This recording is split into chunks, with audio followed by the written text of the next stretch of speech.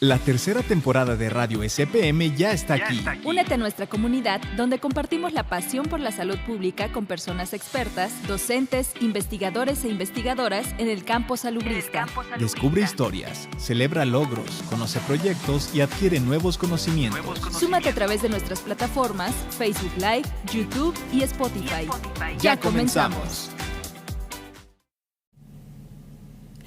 Bienvenidos a Radio SPM, donde compartimos la pasión por la salud pública. Y hoy tenemos un tema súper innovador y súper importante para nosotros, que es crisis climática y el futuro de la humanidad. ¿Y quién mejor que el doctor Horacio Riojas para compartirnos toda la información que sabe sobre este tema? Doctor, muchísimas gracias por estar con nosotros y por aceptar esta invitación. Al contrario, muchas gracias por invitarme, con mucho gusto. Muchas gracias. Y bueno, rápidamente solo quiero decir que el doctor Horacio Riojas es director de Salud Ambiental del Instituto Nacional de Salud Pública, es doctor en Ciencias de Salud Pública con área de concentración en Epidemiología por esta escuela, por la Escuela de Salud Pública de México, así que es un orgulloso egresado. Muchas gracias, doctor, nuevamente. Y bueno, a ver, cuéntenos, ¿cómo es que llegamos a este tema de crisis climática y el futuro de la humanidad? Pues mira, es una pregunta muy interesante. Sí. Nosotros, pues como se sabe, aquí en el instituto hemos estado trabajando por muchos años en el área de salud ambiental. Nos interesa mucho ver cómo es esta relación entre el medio ambiente, la contaminación y efectos de corto y largo plazo sobre la salud de las poblaciones, especialmente las poblaciones más vulnerables. Pero desde hace algunos años, digamos, el ambiente en todo el mundo está viviendo una crisis ambiental y una crisis climática muy fuerte. Entonces, a nuestro grupo por eso nos llevó a interesarnos mucho en este tema de cambio climático primero, y después un poco de ver cuál es el futuro de esta crisis climática en la salud y en la vida misma de las poblaciones humanas. Entonces, así es como hemos llegado a este tema que tiene que ver con el futuro de la humanidad, en qué condiciones y cuánto podremos vivir, cómo es nuestra relación con otras especies, y hacernos preguntas de fondo y sobre todo con investigadores de otras áreas como la geología, las ciencias de la atmósfera. Y bueno, así es como hemos llegado a este tema que nos parece que es fundamental ahora en esta área de la salud ambiental. Sí, y es que retomando el tema de qué es crisis climática, según la Organización de Naciones Unidas, es la situación actual de emergencia causada por el alarmante ritmo en el que se ha ido calentando el planeta en las últimas décadas. Y es un fenómeno que según la ciencia se debe principalmente a las actividades humanas. Y por eso cuando platicábamos sobre qué hablar en Radio SPM, es que me interesó muchísimo que el doctor viniera a hablar sobre específicamente cuándo se va a acabar la humanidad. A ver, doctor, díganos cuándo se va a acabar la humanidad según sus estadísticas. Bueno, no lo voy a decir porque no lo sabemos. Okay. Hay varias estimaciones que se han venido generando en parte justo por estar viviendo en esta crisis ambiental y en esta crisis climática. Entonces, digamos que se ha abierto todo un debate alrededor de cuánto le puede quedar a la humanidad, a la especie humana, para seguir viviendo en la Tierra, ¿no? Uh-huh. Y esto un poco en el contexto más general de la historia de la Tierra, uh-huh, ¿no? Entonces, la historia de la Tierra, como sabemos, tiene muchas eras geológicas. Nuestra existencia comparado con cuánto ha vivido la Tierra es muy poco en términos de miles de años, es muy poquito.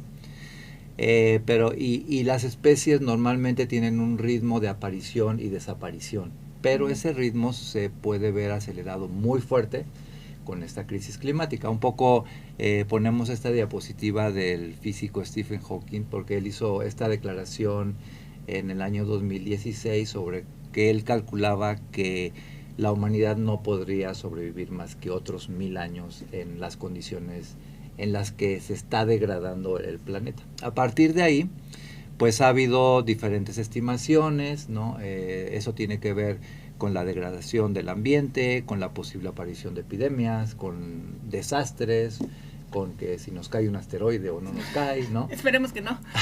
Hay muchas cosas que están involucradas en eso. Pero el grupo de expertos del panel intergubernamental sobre el cambio climático, en uno de sus últimos informes, hizo esta aseveración en la que ellos dicen que si seguimos como vamos, para el año 2050 vamos a tener condiciones muy difíciles para continuar con la sobrevivencia de la especie humana, y podemos tender a desaparecer como ya están desapareciendo muchas otras especies. Vamos a ver algunas gráficas. O sea, 2050 ya está a la vuelta de la esquina, o sea, pronto. Sí, lo que pasa es que estos llamados que han hecho estos grupos de expertos, que se comenzaron a hacer desde la década de los 70 del siglo pasado, fueron muy poco escuchados, ¿no? Desde que se publicó el documento sobre nuestro futuro común, en que los climatólogos fueron los primeros que nos daban señales de que estábamos entrando en un proceso posiblemente sin regreso de degradación del ambiente, en esta época que ahora se ha dado en llamar el antropoceno, que es básicamente una parte de la historia de la Tierra en que una especie que es la humana se ha dedicado a degradar el ambiente a nivel mundial, y a partir de ahí se han generado fenómenos como el del cambio climático, que están afectando a muchas especies, incluidos a nosotros. Sí, es lo que comentaba, que justamente esta crisis climática principalmente son por actividades humanas, ¿no? Entonces, los humanos somos el problema aquí en este planeta. Pero me llama la atención lo que comentaba y las estadísticas que da, pero ¿cómo se hacen estas estimaciones? ¿Cómo y por qué se hace, o cómo las hacen para llegar a estos puntos? Bueno, en primer lugar, una cosa que se ha venido documentando bastante bien por parte de los climatólogos es cómo ha ido aumentando la temperatura media global, ¿no? Como estamos viendo en esta gráfica. Con registros históricos, aquí estamos viendo desde 1940, pero hay registros desde los años 1800. Se puede ver cómo es la tendencia al incremento en la temperatura en todo el mundo.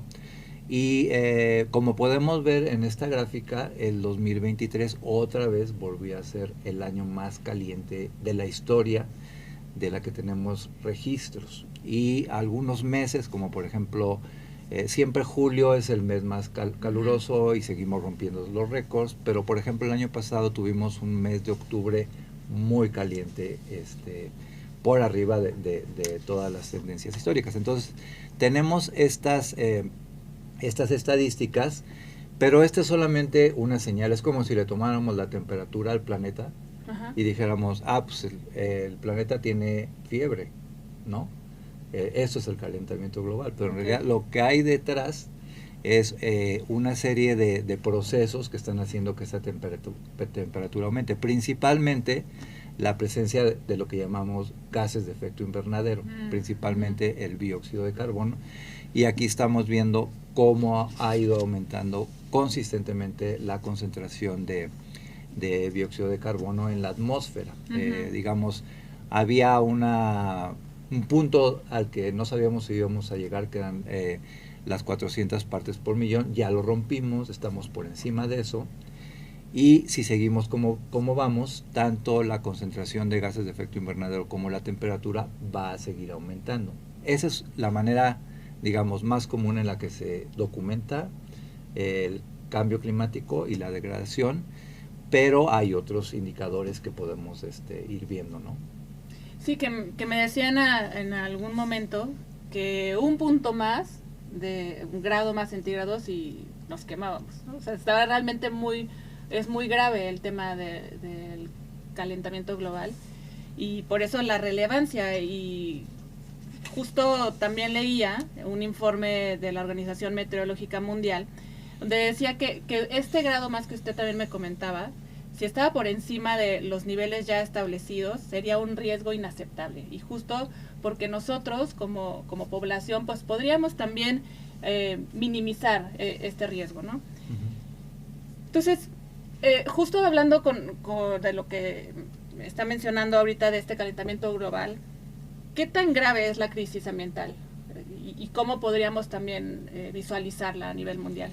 Bueno, tenemos varios indicadores para ver qué tan grave es esta crisis. Hay algunos indicadores como este de los límites planetarios. Esta es la forma más precisa en la que actualmente los científicos están estimando qué tan fuera estamos de tener unas condiciones que el planeta soporte, ¿no? Y en donde la vida humana sea posible. Uh-huh. Entonces hay una serie de 9 límites planetarios. El cambio climático es uno, pero hay otros 2 que quiero mencionar muy brevemente, que es la pérdida de biodiversidad.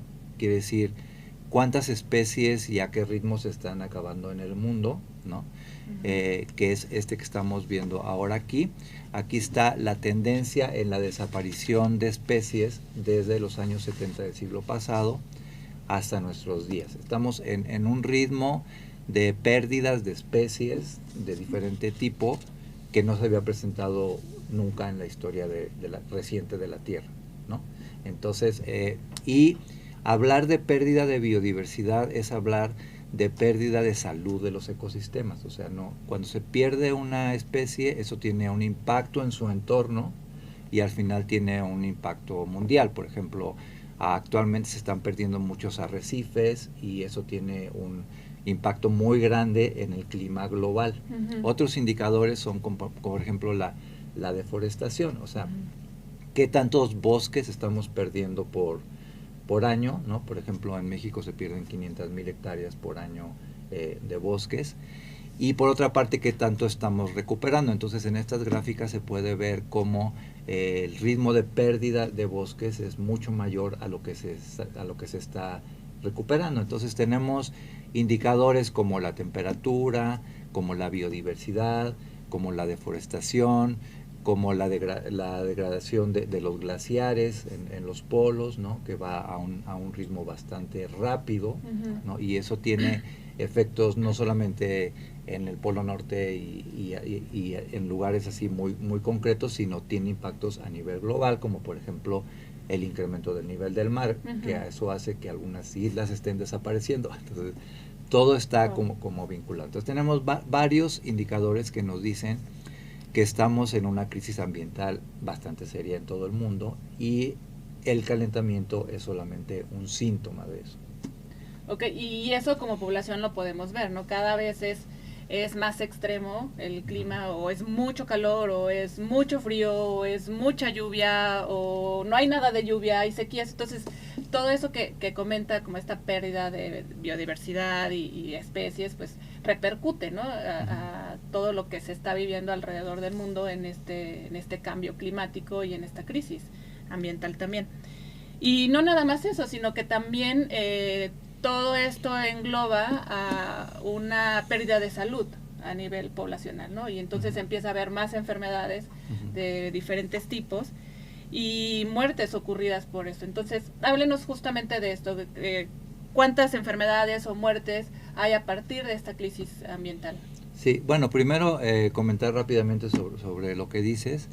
Cada vez es más frecuente nuestra percepción de que el clima está cambiando, ¿no? O sea, cada vez tenemos más días con calor, cada vez tenemos más días que no dormimos bien por culpa del calor, ¿no? O por el frío. O por el frío, que cada vez tenemos enfermedades o presencia de algunos vectores como los mosquitos, ¿no? Sí.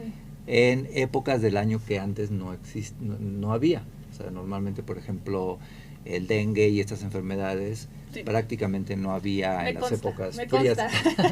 ¿No? Pero a mí me dio dengue en noviembre, y en noviembre se supone que no debía haber dengue. Ajá. ¿O sí? Exacto, o sea, antes las curvas epidemiológicas del dengue, ¿no? Nos decían que en épocas de frío, en estados como Morelos, prácticamente desaparecían, y ahora tenemos dengue prácticamente todo el año, ¿no? Entonces, esa es una manera de empezar a vivir más de cerca estos eventos. El cambio en el clima se están estudiando muchos efectos en la salud. Eso va desde un incremento en la mortalidad, ¿no? Uh-huh. Con el incremento de de la temperatura, con una mayor presencia de enfermedades transmitidas por vectores. Lo que sucede con los vectores es que están empezando a ocupar espacios y tiempos en los que no estaban antes, ¿no? O sea, básicamente en lugares que eran antes más fríos no había algunos mosquitos o no había algunos otros vectores, y ahora ya hay presencia de ellos porque ya se están creando las condiciones. Entonces, esos son algunos de los efectos. Y hay hasta otros efectos que se están estudiando, como por ejemplo que tienen que ver con salud mental, ¿no? Un impacto muy importante que tiene que ver con la seguridad alimentaria. O sea, básicamente esta situación y esta crisis ambiental global está generando inseguridad alimentaria, especialmente en las poblaciones más vulnerables, por ejemplo, campesinos que viven del autoconsumo, ¿no? Y en donde en sus comunidades ya no llueve como antes, ni en cantidad, ni tampoco en las temporadas en las que llovía. Entonces, muchos caen en un tema de inseguridad alimentaria. Eso los hace migrar a otros lados, ¿no? Entonces, también ya se habla mucho de migrantes ambientales o migrantes climáticos, por estos efectos que tienen. Hay algunos pólenes que hay en épocas donde antes no había y se generan más alergias. Entonces, en realidad, los impactos que está teniendo la crisis climática y la crisis ambiental son muy diversos. También quería hablar de otro límite planetario que pasó muy rápido, que es el de las sustancias químicas, ¿no? Entonces, estamos generando y estamos enviando al ambiente muchas sustancias químicas que la Tierra no puede procesar y degradar. Y a su vez nos estamos exponiendo a ellas, y los efectos que tienen las sustancias químicas, algunos los vemos, pero los de largo plazo no los vemos tan rápidamente. ¿No? ¿Y esas sustancias químicas regularmente en dónde se encuentran o cómo es que llegan a contaminar lo que consume el humano? Pues de muchas maneras. Por ejemplo, cada vez hay más sustancias químicas en los alimentos, ¿no? Ya sea porque se utilizan plaguicidas, porque se utilizan conservadores, ¿no? Esa es una forma en la que pueden llegar. Otra mucho más conocida es con el aire que respiramos, ¿no? Sobre todo en las ciudades. Entonces, hay una gran cantidad de sustancias químicas en el aire que estamos respirando. Entonces, nos las estamos respirando, nos las estamos comiendo, estamos en contacto con esta gran cantidad de sustancias químicas. Sí, y que esto que comentaba de la inseguridad alimentaria, pues también tiene que ver con la degradación de los suelos, con la falta de agua, y eso pues repercute en el consumo de la población, y eso pues se migra a otros lugares. Entonces vamos también transmitiendo enfermedades, ¿no? Sí. Y tenemos como este gran tema en salud planetaria de los sistemas agroalimentarios. La manera como producimos alimentos actualmente tiene un impacto ambiental muy grande, ¿no? Y eso nos está a la vez haciendo que nos expongamos a sustancias y que en muchas zonas estén cayendo en inseguridad alimentaria también. Sí, y de igual manera esto que comentaba de que cada vez es más caliente el ambiente, pues las personas cada vez tenemos que usar más bloqueador también, ¿no? Porque el ambiente pues es cada vez más peligroso, o sea, en cuanto a los rayos solares, etcétera. Entonces también eso es una enfermedad que se está produciendo a raíz de este calentamiento global, ¿no? Sí, nos hace entrar en contacto con sustancias químicas que antes no teníamos o con más frecuencia, ¿no? Entonces eso tiene como este tipo de efectos colaterales, ¿no? Exacto. Y bueno, como población, ¿cómo podemos revertir esto? ¿O cómo se puede revertir esto a partir de las investigaciones también que han hecho como grupo o a nivel de salud pública? ¿Cómo se puede revertir o no se puede revertir, o ya nos dejamos ir? Y ¿qué se puede hacer? Sí, no, esa es una buena pregunta. O sea, ciertamente estamos en una crisis que va a una velocidad muy rápido. O muy rápida, y tenemos que implementar intervenciones que nos ayuden a revertir esta tendencia, ¿no? Es muy interesante que ahora la misma Organización Mundial de la Salud recomienda que los países transiten hacia un cambio de fuentes de energía. Okay. O sea, hay un tema de base muy importante en el cambio climático que tiene que ver con los combustibles fósiles.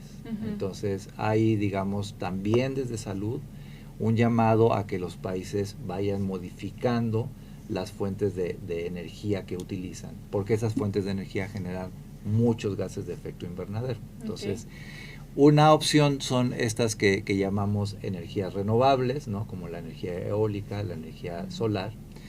Y en algunos países este cambio de energías se ha venido dando cada vez más rápidamente y en otros no. Entonces necesitamos acelerar este tipo de cambios en el uso de energías si queremos hacer que se revierta la cantidad de gases de efecto invernadero y la temperatura en el planeta. Pero tenemos que hacerlo de una manera mucho más rápida.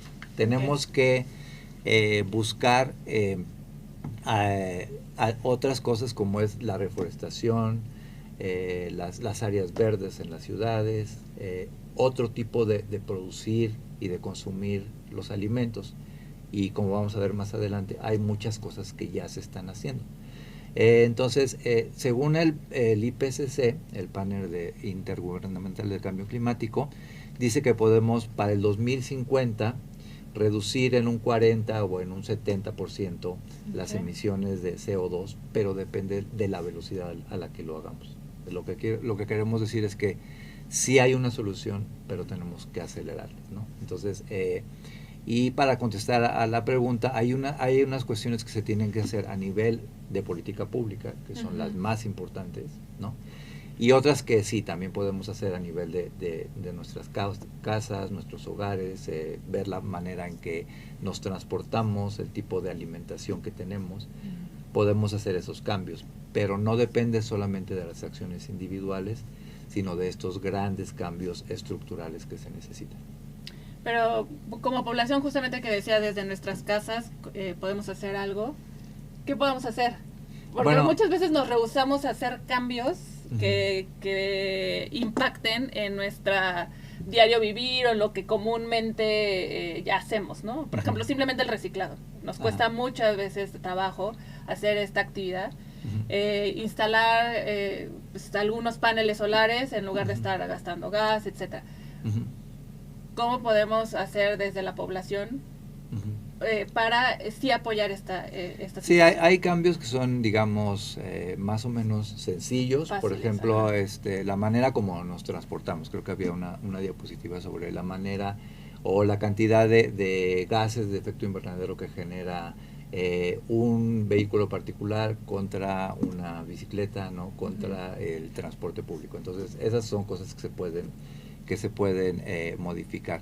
El reciclaje sí ayuda mucho, pero también ayuda mucho como cuidar todo este ciclo de los materiales. O sea, sí, nosotros podemos hacer reciclado por supuesto, de toda lo que llamamos basura orgánica, que es muy fácil de reciclar, pero también de otros tipos de materiales como papel y cartón y muchos de los plásticos. Esas son cosas que se pueden hacer desde las casas, pero que necesitan estar apoyadas, digamos, por unas alternativas de a dónde llevarlo, ¿no?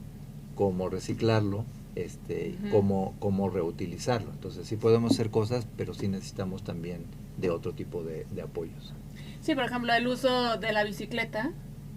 No en todas las ciudades tenemos una infraestructura pues vasta y segura para andar en bicicleta, ¿no? Entonces también, como lo que comentaba, tiene que ver mucho con la política pública, etcétera.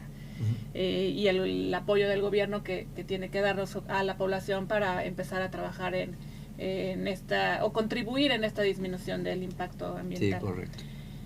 Y bueno, de ahí es que también de esta crisis es que llega una falta de agua a ciudades principales en el país, y que esto tiene un gran impacto en el ambiente, ¿no? Háblenos sobre esto y sobre cómo ha impactado en ciudades principales esta situación de crisis. Sí, esa es muy buena pregunta, y creo que aparte del incremento en la temperatura, otra cosa que estamos viviendo y que la vivimos cada vez más de cerca es el tema de la falta de disponibilidad de agua. Acá estamos viendo lo que es el monitor de sequía en México. Actualmente este es el mapa para enero de este año. Se puede ver que más o menos el 60% del territorio está afectado por la sequía, sobre todo en el norte. Y este año va a ser particularmente difícil porque la primera mitad del año todavía está influenciada por lo que llamamos el fenómeno del Niño, que genera en muchos de estos estados una sequía muy importante. Hay algunos estados como Durango que ya tienen más de medio año en este estado de sequía, con una alta mortandad de cabezas de ganado, por ejemplo. Y tenemos dos ejemplos muy claros que hemos estado viviendo en ciudades grandes. Uno fue en Monterrey el año pasado, y actualmente la Ciudad de México tiene una crisis de abastecimiento de agua, porque el sistema que abastece la ciudad, que es el sistema Cutzamala, tiene una proporción de llenado de las presas bastante bajo. Entonces,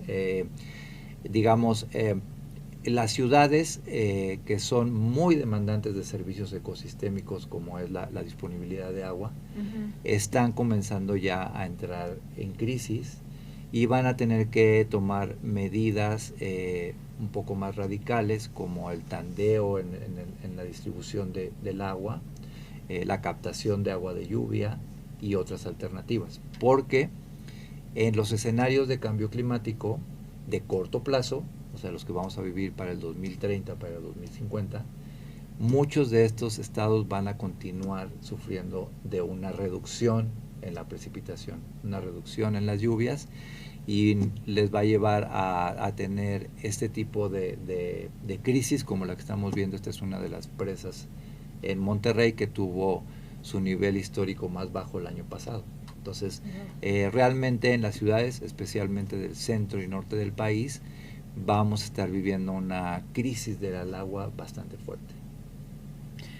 Pues es un panorama desalentador, triste, complicado, pero sé que desde el grupo de investigación del instituto, pero también a nivel federal, se están haciendo varias acciones, y que justo para atender toda esta crisis hay diversas actividades. Entonces, ¿qué nos puede platicar? ¿Qué se está haciendo para atender esta situación?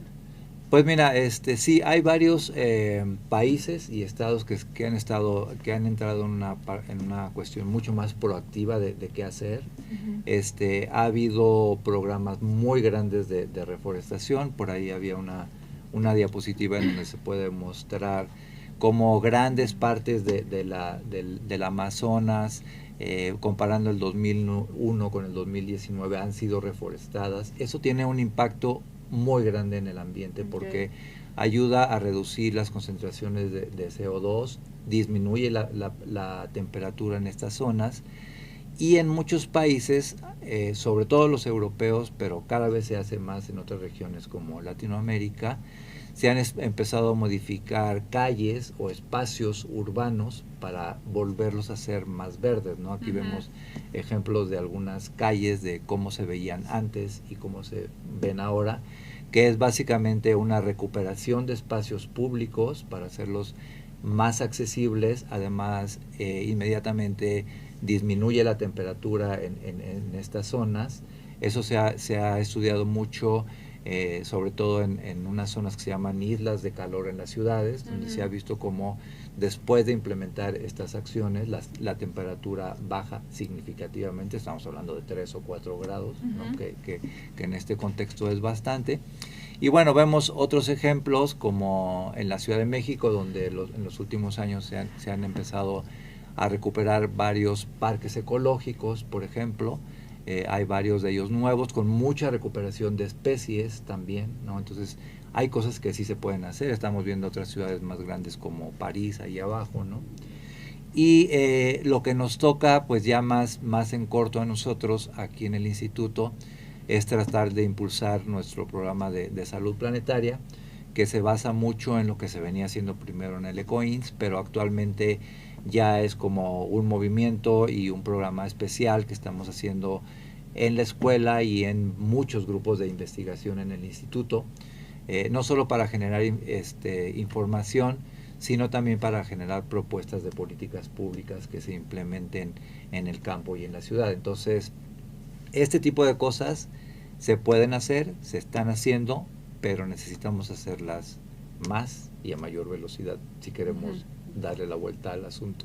Y no llegar al 2050 con estos problemas tan graves, ¿no? Sí, ese es muy importante. O sea, el Acuerdo de París tenía una meta de 1,5 grados centígrado, que ya ha sido superado en muchos países. Hay un informe del cambio climático en México que acaba de publicar la UNAM y nos dice que en varios estados ese 1,5 grados ya se está superando.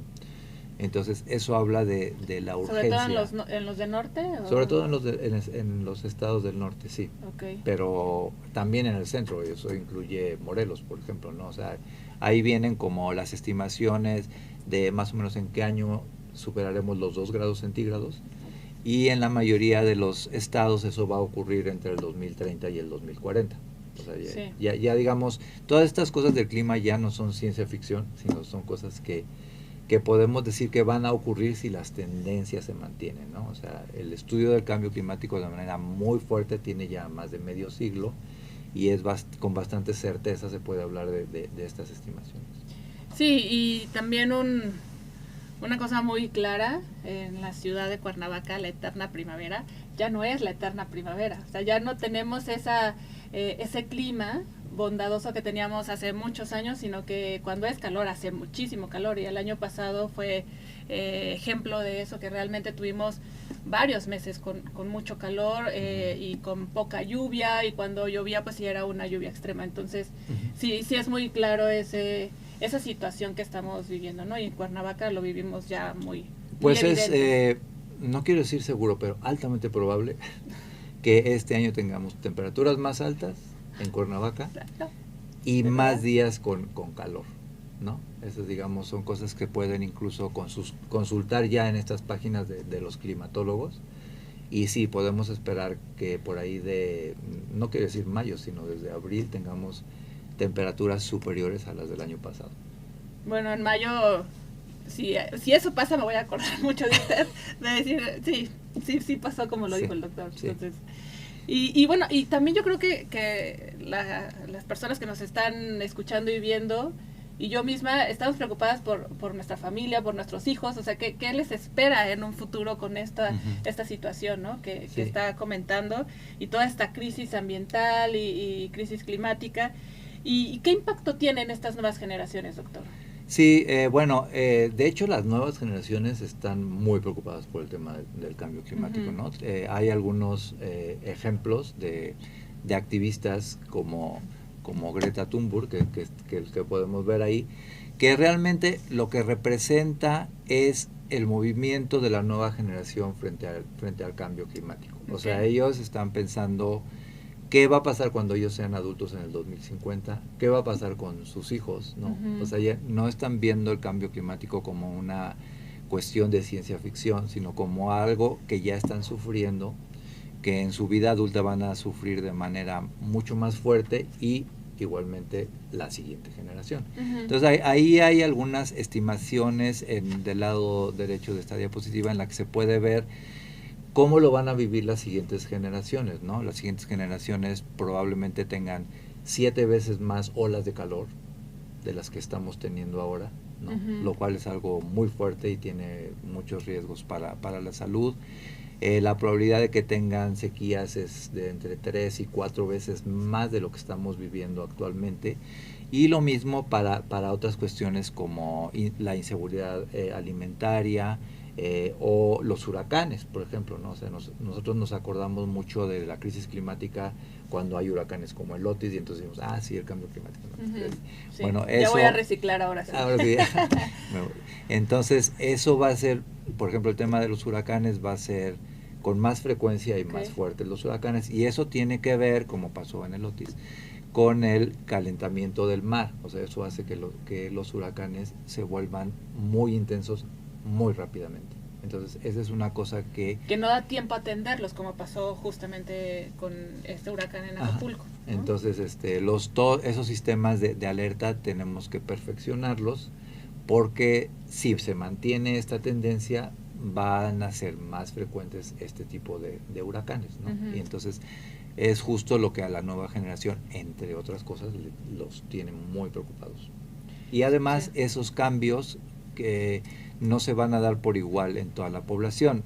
Aquí podemos ver cómo hay países, y dentro de los países hay regiones que son especialmente vulnerables al cambio climático, y básicamente los países más pobres son mucho más vulnerables a los cambios en el clima.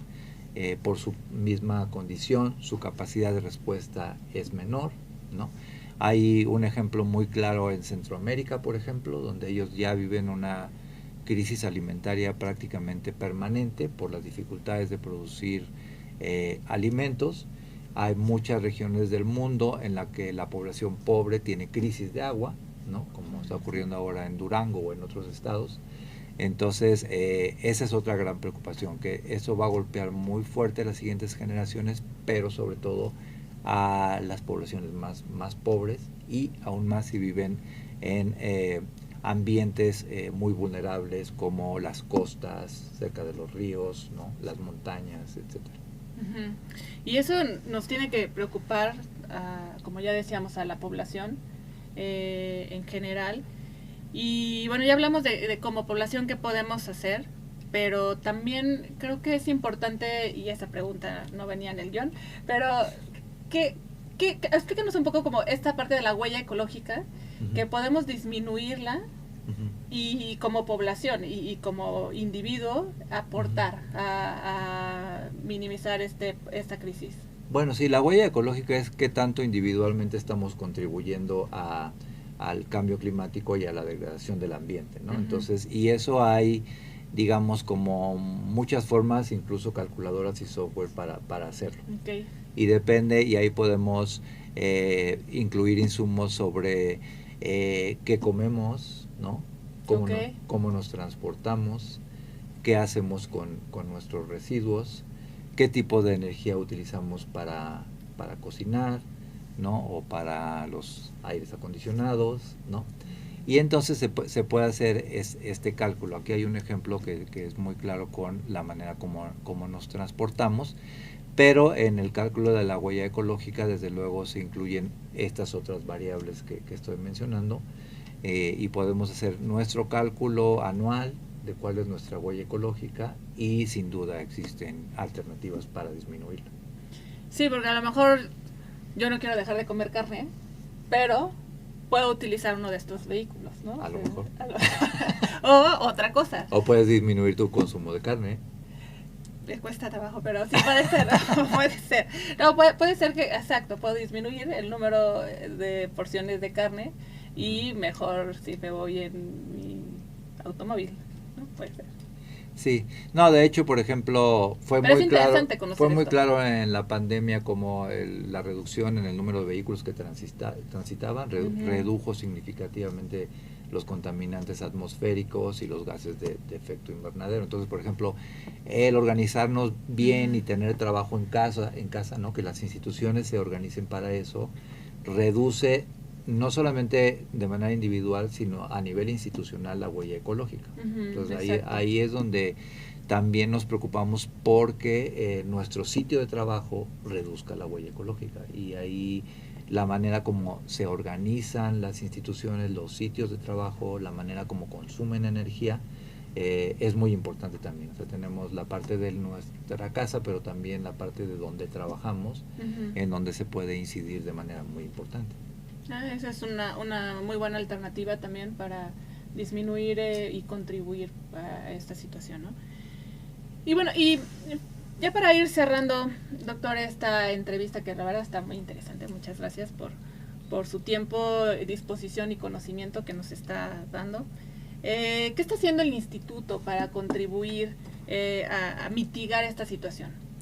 Sí, un poco como comentaba hace rato, nosotros justo el programa de desempeño ambiental del instituto, el ECOINS, acaba de cumplir 10 años, ¿no? Y hemos reducido significativamente la cantidad de residuos que generamos. Entonces, antes comprábamos composta, ahora casi podemos regalar composta. ¿no? Uh-huh. Hemos cambiado nuestra política de compra de focos, por ejemplo, de la manera como nos iluminamos. Estamos pensando seriamente en la instalación de paneles solares para el instituto, ¿no?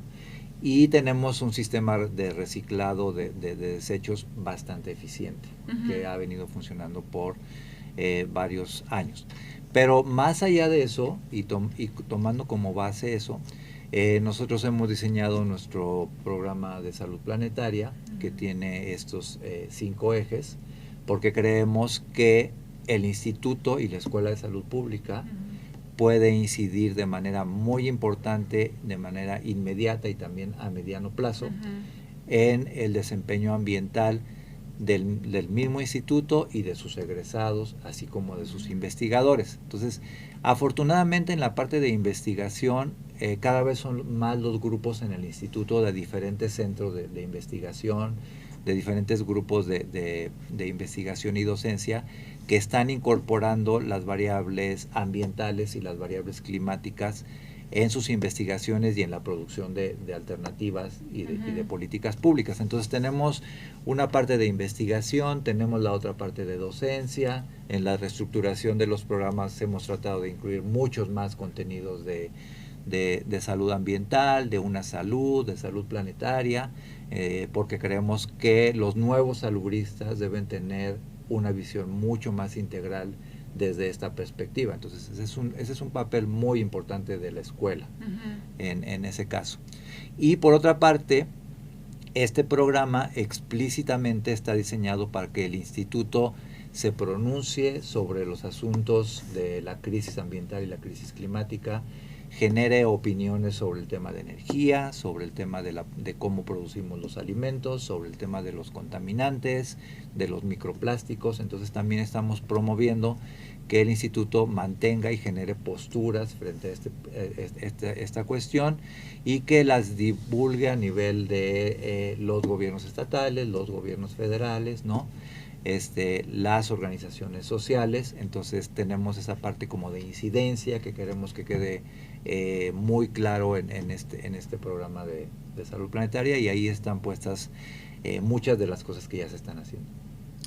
Pues creo que es un trabajo súper relevante que ha hecho su grupo, que ha hecho también diferentes grupos en el instituto de manera transversal, uh-huh, y también han trabajado mucho para dar divulgación y difusión de estos trabajos a través de diferentes seminarios y webinars, ¿no? Que tienen, uh-huh, uno próximamente. Sí, hemos estado haciendo diferentes webinars sobre diferentes aspectos y además también sobre diferentes tesis que hacen alumnos, uh-huh, alrededor de estos temas.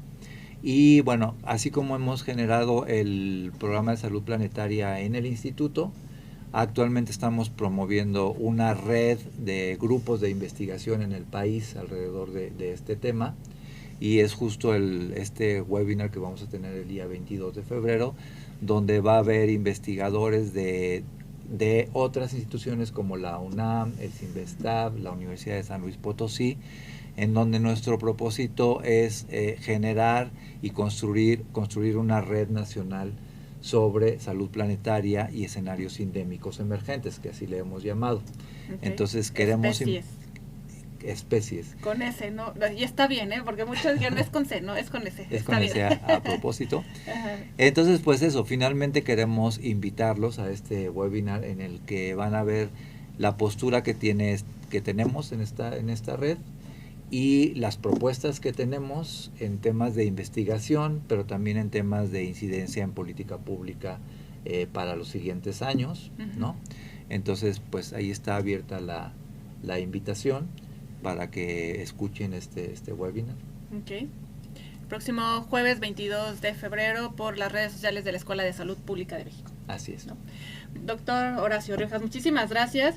Empezamos esta entrevista con algunos datos desalentadores, pero también creo que a lo largo nos ha demostrado, no demostrado, sí, por las diapositivas que nos dio, que también es un panorama alentador y que como población podemos estar contribuyendo a esto, que no es demasiado tarde para detener todo esta situación crisis, ¿no? Entonces creo que ha habido grandes avances también desde la ciencia, pero también la población, como estas imágenes que mostraba del antes y el después, como también la población ha ido ayudando a mejorar esto. Y creo que si nos unimos tanto la ciencia como población para disminuir esta crisis, pues va a ser mucho más favorable que lleguemos a los 1000 años más.